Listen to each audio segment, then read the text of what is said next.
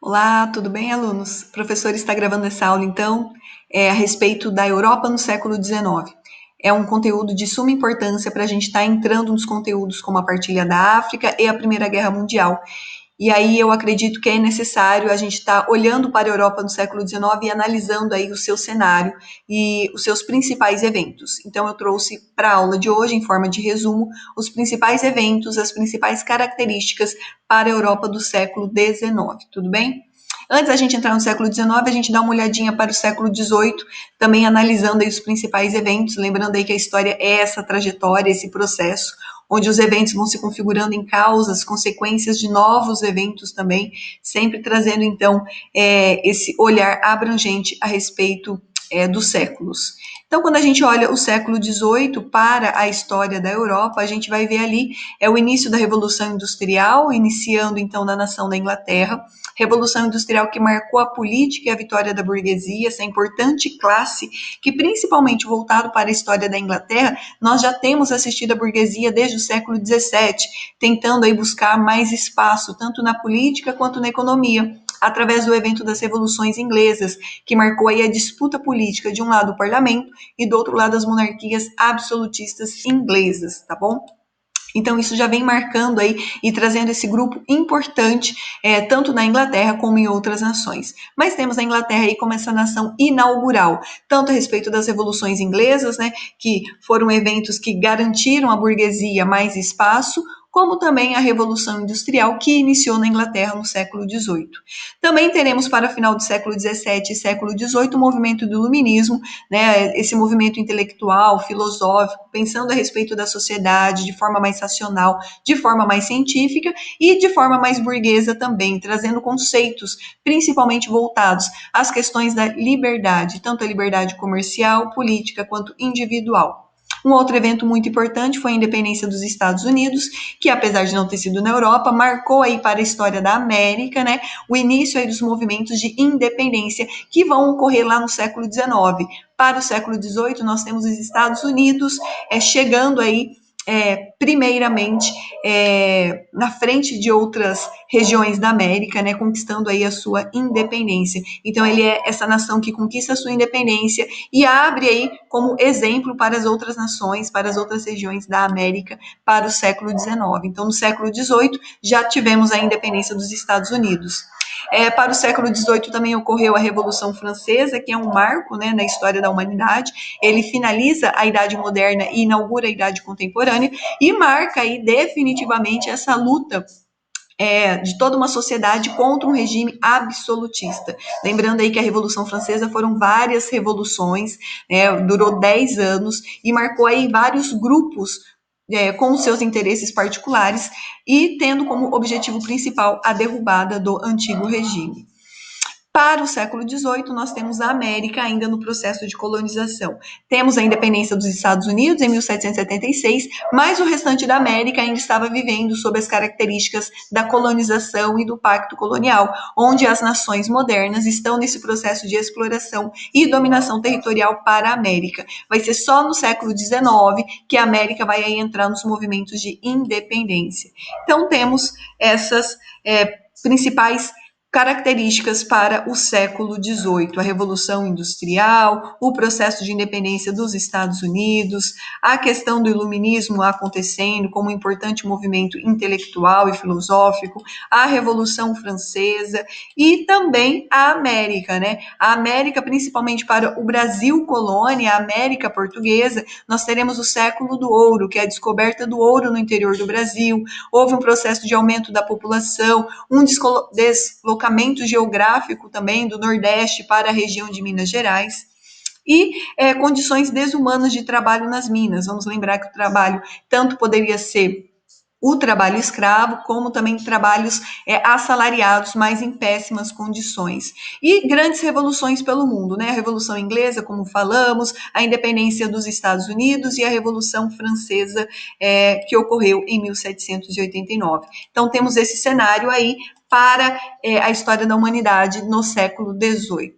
E quando a gente olha, então, o século XIX, a gente estará olhando trazendo aí algumas considerações importantes. A Europa, no século XIX, passou por um período revolucionário, é uma época de transformações significativas, é uma época de ideais novos, ideologias políticas, como o início dos direitos humanos, a questão da democracia sendo mais valorizada, a respeito do nacionalismo também, que as regiões vão começar a defender, e a respeito do socialismo que surge ali no século XIX como essa via, né, essa via política de estar olhando a sociedade através dos movimentos mais populares. É um período, então, de mudanças econômicas a respeito da industrialização que já vem acontecendo desde o século XVIII, e no século XIX nós temos a segunda fase da Revolução Industrial, onde outras nações agora estão investindo em novos modos de produção também. E no final do século XIX, vamos ver aí o continente europeu atingindo seu ápice de seu poder global. Quando a gente fala em ápice, estamos vendo a Europa agora em processo de dominação de outras nações sob outras formas políticas e econômicas. O colonialismo ele deixa de ser interessante e nós entramos então numa nova fase para o século XIX, que vai ser conhecida como neocolonialismo. Um outro evento importante para o século XIX é a respeito da urbanização, que inicia no XVIII, mas o século XIX ganha muito mais força e muito mais poder, trazendo aí um aumento populacional para as cidades, tá bom? Então temos essas considerações iniciais a respeito da Europa para o século XIX. Vamos então a alguns eventos, né? Os eventos que a professora trouxe para a aula de hoje, para o vídeo de hoje, é a Era Napoleônica, o Congresso de Viena, as revoluções de 1848, as tecnologias que foram surgindo a partir do século XIX e a questão da escravidão, como ela foi vista ali a partir do século XIX, tendo como foco as questões e as nações da Europa. Vamos prosseguir então. A Era Napoleônica, né? Estamos falando aí do governo de Napoleão Bonaparte, que iniciou em 1799 e finalizou em 1815. Lembrando que ele veio a falecer apenas em 1821 na ilha de Santa Helena. Tratou-se aí da história de um império francês expansionista que tinha como objetivos dominar outras nações, investir na industrialização e vencer desde aquela época sua principal rival, tanto na política quanto na economia, que era a Inglaterra. Lembrando que a Inglaterra, nessa época, já está fazendo a sua revolução industrial. Temos como evento principal para a era napoleônica o bloqueio continental, que foi dominar outras nações e impedir que essas nações dominadas fizessem comércio e aliança com a Inglaterra. Tudo isso como uma forma de enfraquecer a política e a economia inglesa. Temos o caso de Portugal, que não aceita o bloqueio continental, e ele acaba, então, pedindo ajuda à Inglaterra, que ajuda a corte portuguesa a fugir na época para o Brasil colônia. O Brasil ainda, né, lembra do século XVIII, século XIX, ele ainda é colônia de Portugal e ele se torna então o território principal onde a corte portuguesa vai fugir das invasões napoleônicas e vem então em 1808 para o Brasil colônia, tá bom? Então temos aí a Era Napoleônica como um dos eventos importantes para o século XIX. Outro evento importante foi o Congresso de Viena, que ocorreu logo após o fim da Era Napoleônica, né? Essa reunião foi uma conferência das grandes potências entre 1814 e 1815. Tinha como principal objetivo acabar com os vestígios, tanto da Revolução Francesa quanto da Era Napoleônica. Todas aquelas agitações políticas não passaram a ser bem vistas pelas nações europeias, e muitas delas ainda viviam sob o governo de monarquias. Redesenhar as fronteiras da França, a Península Itálica e os estados alemães, restaurar a família Bourbon na França, na Espanha, né, restaurando as famílias monárquicas e o Reino de Nápoles também. Nesta ocasião é formada a Santa Aliança, que consistia em um acordo militar entre as monarquias europeias e que tem como fundamento, né, a proteção dos governos monarquistas. Tudo isso aí para estar evitando possíveis novas revoluções e outras agitações políticas também. Outro evento importante que vamos ver foram as revoluções de 1848, também conhecida como Primavera dos Povos. Foi uma série de revoluções na Europa Central e Oriental.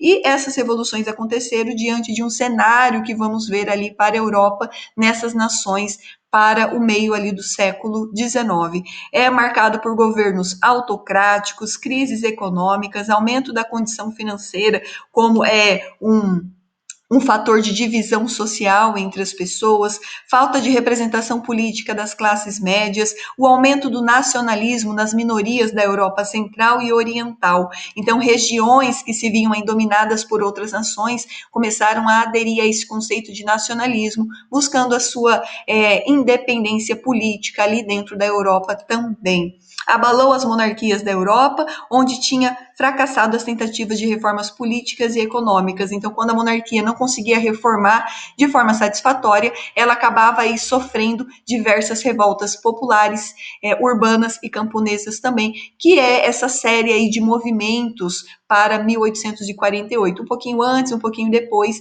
e aí a gente tem como 1848 esse marco, né, essa data histórica muito importante para as revoluções de 1848, que também são conhecidas como Primavera dos Povos. Aconteceu na França, na Irlanda, na Alemanha, na Itália e no Império Austríaco. E tem como cenário, né, a crise econômica, más condições de vida, colheitas precárias, aumento dos preços, fechamento de diversas fábricas, pouco acesso à política, principalmente para as classes médias, e poucos direitos políticos e econômicos também. Teremos então a união de camponeses, trabalhadores urbanos, pequena classe média, fazendo aí um movimento, fazendo aí diversos períodos de revoltas e rebeliões, né, marcando aí novas crises sociais para a Europa no meio do século XIX, tá bom? Temos nesse mesmo momento o Manifesto Comunista, né? Em 1848, Karl Marx e Friedrich Engels lançaram o Manifesto Comunista, iniciando então o conceito do socialismo, outro movimento político para a Europa do século XIX, que despertou a população para um ideal socialista fundamentado na luta de classes. Lembrando que burgueses e nobres também vão se juntar a esses movimentos de 1848, com outras características e com outros interesses também, almejando aí uma democracia mais liberal, com mais acesso à política, com mais acesso às liberdades individuais e comerciais também. Além disso, nós teremos a França como esse país, né? Esse conjunto de revoluções de caráter nacional, liberal, socialista, teve início na França e onde na França foi a onda mais revolucionária. Os movimentos de reforma e independência continuavam em muitas partes da Europa, mas na França foi a região que mais ganhou destaque, tá bom? Então, a Revolução de 1848, também conhecida como Primavera dos Povos, foi rapidamente sufocada pelas forças conservadoras, mas não deixou aí de ser um momento muito importante para as nações da Europa, marcando aí um processo de muitas transformações políticas e econômicas, tá? Além desse evento das revoluções de 1848, a gente pode estar olhando também as tecnologias, voltado para a matemática, a química, a biologia, a física, a eletricidade, a metalurgia. Não se esqueça que estamos vivendo a segunda fase da Revolução Industrial que nessa segunda fase está agora em outras nações também, além da Inglaterra, Alemanha, França, Estados Unidos e o Japão. Uma aceleração do crescimento populacional de 200 milhões, temos aí 400 milhões de pessoas para a população do Ocidente, ferrovia se transformando no primeiro e grande avanço no transporte terrestre e grandes movimentos de urbanização. Lembrando aí que a urbanização nem sempre vai vir com saneamento. Se a gente lembrar do cenário social marcado por crises, instabilidade, pouco acesso à política, também vamos ter um cenário marcado por pouco acesso às estruturas sanitárias também, tá? Mas vale lembrar que a urbanização também está acontecendo, trazendo aí essas novidades tecnológicas, né? A questão da medicina avança, tecnologia, o uso de químicas, a indústria farmacêutica também ganha muitos avanços na época do século XIX. E terminamos então com a questão da escravidão. Foi grandemente reduzida ao redor do mundo, principalmente após a revolta do Haiti, A Inglaterra vai ser uma nação que vai tentar aí, né, iniciar o fim do escravismo, banir o escravismo do seu domínio. Ela vai proibir o comércio global de escravos também. Veremos outras nações, como os Estados Unidos, abolindo a escravidão em 1865. A escravidão brasileira acabou em 1888 e na Rússia tinha a servidão, que também foi abolida. Trazemos então as principais consequências, né, os principais cenários aí para a Europa do século XIX, tá? Trazendo aí esse cenário bem importante para a Europa do século XIX, trazendo várias características importantes que marcaram aí definitivamente a história da Europa.